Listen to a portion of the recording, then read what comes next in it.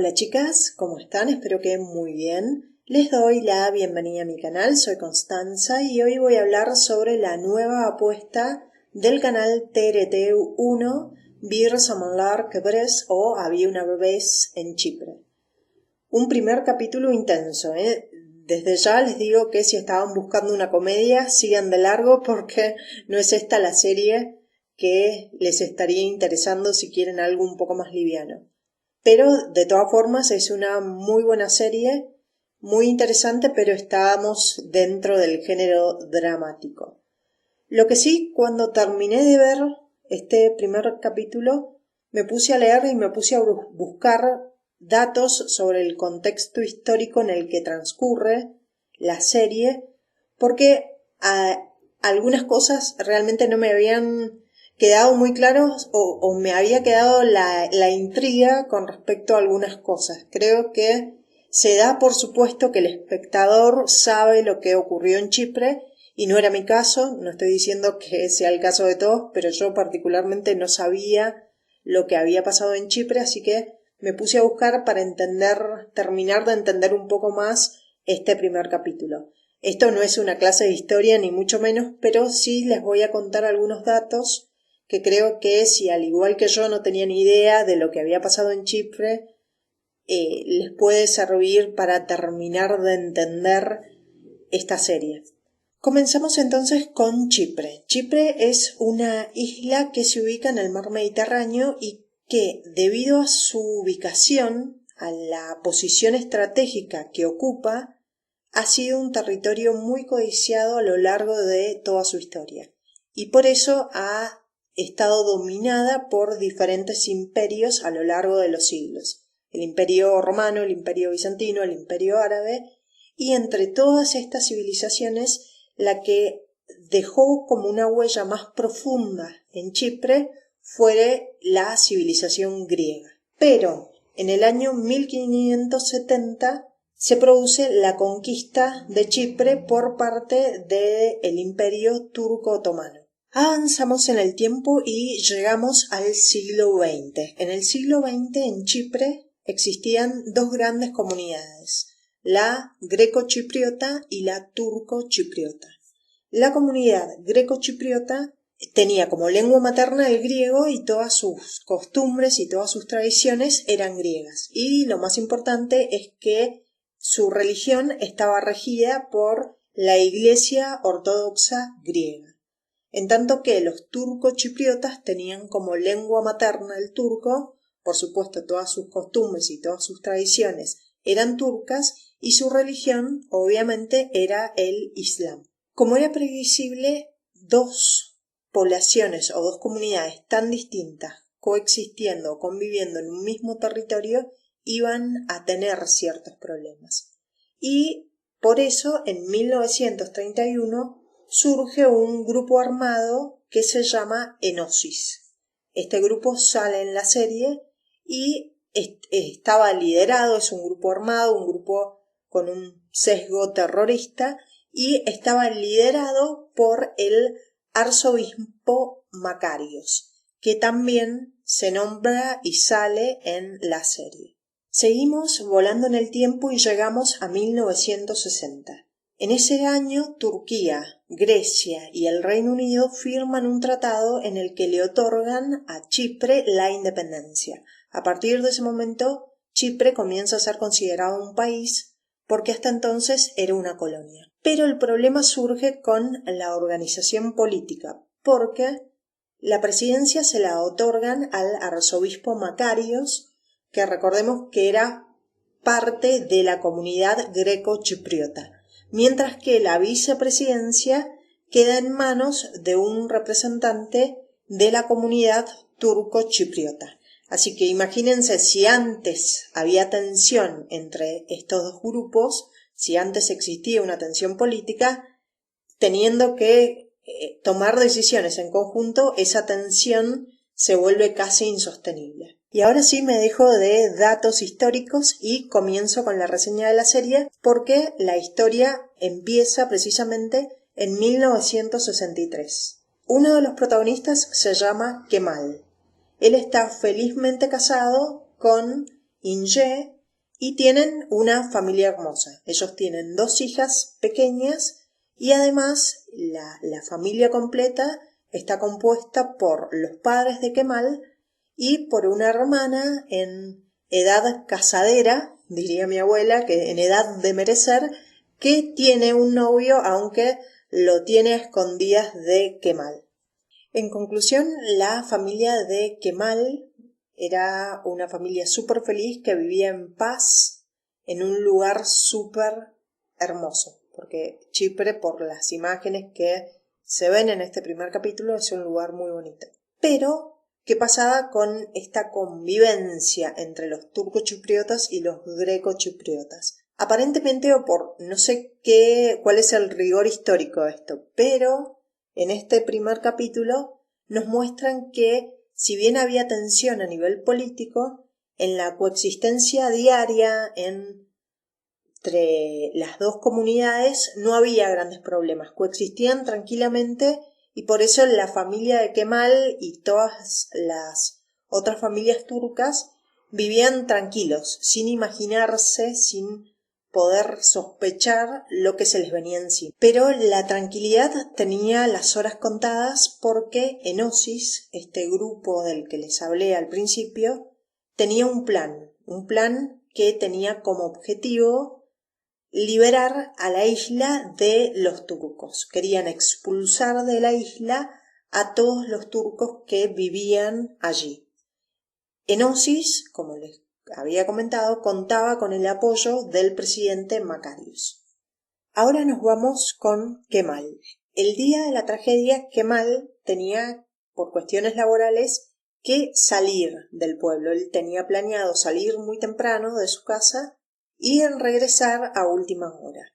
Pero una de sus hijas, son niñas chicas, no sé la edad exacta, pero 7 años aproximadamente o menos, quería ir con el padre. Es como era una aventura ir a ese pequeño viaje con el padre.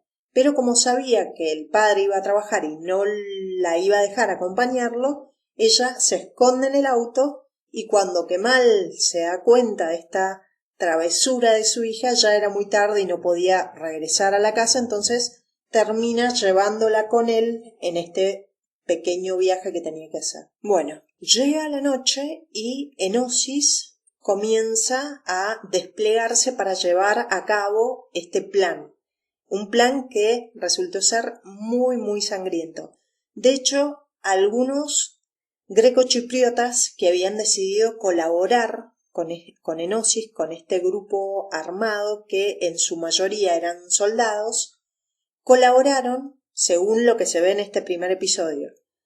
Colaboraron pensando que el objetivo era liberar a la isla de los turcos, expulsarlos. Evidentemente ellos creían que los iban a poner en un barquito y que los iban a enviar de regreso a su tierra natal, que sería Turquía. Sin embargo, estas personas se espantan cuando se dan cuenta que lo que realmente había planeado Enosis no era la expulsión, sino el exterminio. Iban a aniquilar a toda persona, hombre, mujer, niño o incluso bebé que viviera turca, que estuviera en ese momento en la isla. Entonces, Enosis se despliega y van entrando casa por casa, por supuesto a los hogares turcos únicamente. A la comunidad greco-chipriota no era molestada, no les hicieron nada, y lo que hacían era fusilar a todos, y cuando digo todos, es todos los miembros de la familia, independientemente si eran niños o bebés. Fue una masacre directamente, y además incendiaban las casas, porque era como un acto simbólico para erradicar definitivamente todo rastro de presencia turca en el territorio. Bueno, los soldados llegan finalmente a la casa de Kemal. Kemal no estaba, él estaba, recordemos, fuera del pueblo, y el único hombre que había en esa familia era el padre de Kemal, que por supuesto intenta defender a las mujeres, pero no lo consigue y además resulta herido. Ahora, si bien el plan era el del exterminio, en algunas ocasiones, contadas ocasiones, tomaban prisioneros, que eran personas elegidas por su posición o por algo, tenían algo en particular que los soldados creían que en un futuro les podían resultarles útiles. Entonces el general, el que dirigía toda esta operación, ordena que tomen prisioneras a Inge, a la esposa de Kemal, y a la hija. Recordemos, el matrimonio tenía 2 hijas, una estaba con Kemal, la otra había quedado en casa. Entonces a ellas 2 las toman prisioneras y al resto de la familia lo encierran en la casa y prenden fuego la casa, evidentemente con la intención de que todos mueran. Cuando Kemal regresa al pueblo y se entera de lo que está pasando, va junto con su mejor amigo a su casa. A todo esto, la esposa del mejor amigo de Kemal estaba embarazada y estaba en la casa de Kemal junto con Inge y con el resto de las mujeres. Pero a ella la matan, es a la primera que matan, digamos. Pero Kemal logra abrir la puerta y sacar del incendio al resto de su familia. ¿Qué pasa? Las personas que faltaban eran Inge y su otra hija, que ya no estaban ahí porque se las habían llevado los soldados. Todos están en shock, porque lo que muestra esta serie es que nadie se esperaba tal ataque, y un ataque con tanta virulencia, un ataque tan sangriento. Los turcos no lo esperaban, no lo veían venir. Pero cuando amanece, Kemal, que estaba en estado de shock como el resto de las personas, se despierta un poco, se da cuenta que tienen que huir al campo, esconderse, porque a pesar de que ya había amanecido, había grupos de gnosis patrullando las calles y que si los encontraban los iban a fusilar. Entonces, junto con su familia y con algunas personas que habían sobrevivido a los incendios y a los fusilamientos, intentan huir al campo. Pero, ¿qué pasa con Inge? ¿Dónde estaba Inge? Ella y su hija habían sido llevadas a una base militar y ahí este sargento, el mismo que había ordenado que las tomaran prisioneras, la mira. Yo creí ver una mirada libidinosa, o sea, pensé que el tipo era un depravado y como Inge es muy bonita, creí que la miraba con deseo. ¿Qué pasa? Este mismo sargento ordena que madre e hija sean separadas. Hasta el momento estaban juntas y abrazadas, obviamente, pero él ordena que las separen y que Inge sea llevada a un calabozo. Cuando ella está en el calabozo, se presenta este sargento nuevamente, entra en el calabozo y yo creí sinceramente que se venía un abuso, que el tipo era un depravado y que iba a abusar de Inge. Pero la última escena que tenemos de ellos en el calabozo es una pequeña conversación en la que, si bien Inge repite una y otra vez, ¿dónde está mi hija? ¿Dónde está mi hija? ¿Dónde está mi hija? Este sargento le habla de una conversación pendiente. Entonces, la impresión que tuve, que no sé si es la correcta, claro, es mi impresión en esa pequeña escena que vemos de ellos dos en el calabozo, creo que ellos se conocían de antes y que por eso el sargento la miraba. No sé, eso, como les digo, esta es la última escena que tenemos de ellos en el primer episodio, así que me imagino que se aclarará en el episodio siguiente. Ahora nos vamos con el otro protagonista de esta historia y dejamos Chipre y nos vamos a Ankara. Ahí encontramos a un hombre que está pintando su casa y que está muy contento porque faltan horas para que él se case con su novia. Por supuesto, él está súper enamorado de su futura esposa. Este personaje está interpretado por Serkan Yayoglu y le está saliendo todo bien, él está muy contento con su novia, ella se va a probar el vestido de novia, pero Hete aquí que en ese momento aparece la policía y se lleva detenido a este hombre. ¿Quién resulta ser este individuo? Él era un agente.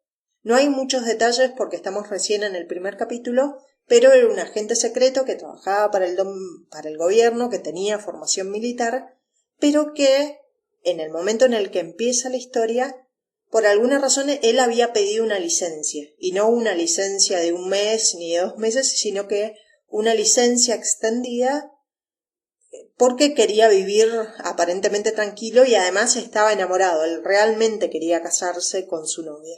Entonces, cuando ve aparecer a su jefe, que esa era la razón por la que la policía lo había detenido, cuando ve aparecer a su jefe se enoja, porque él reitera este deseo de una licencia larga y le habla al jefe de su deseo de casarse, que él está enamorado y que se quiere casar. Pero acá recordemos que estamos en 1960. No existía internet y los medios de comunicación eran muchísimo más limitados de lo que son ahora. Entonces, evidentemente cuando explota Chipre, y hago otra aclaración, lo que pasó en el pueblo de Kemal se repitió en todo Chipre. O sea, no fue solamente en el pueblo de Kemal. La población o la comunidad turco-chipriota había sido perseguida en todo el país. Los turcos que habían sobrevivido en Chipre evidentemente comenzaron a pedir ayuda al gobierno turco y lo hacían a través de cartas en las que incluían además fotografías, porque era tan increíble lo que estaba pasando que ellos sentían la necesidad de mandar pruebas que demostraran que esa masacre en realidad había ocurrido y que no era que estaban exagerando.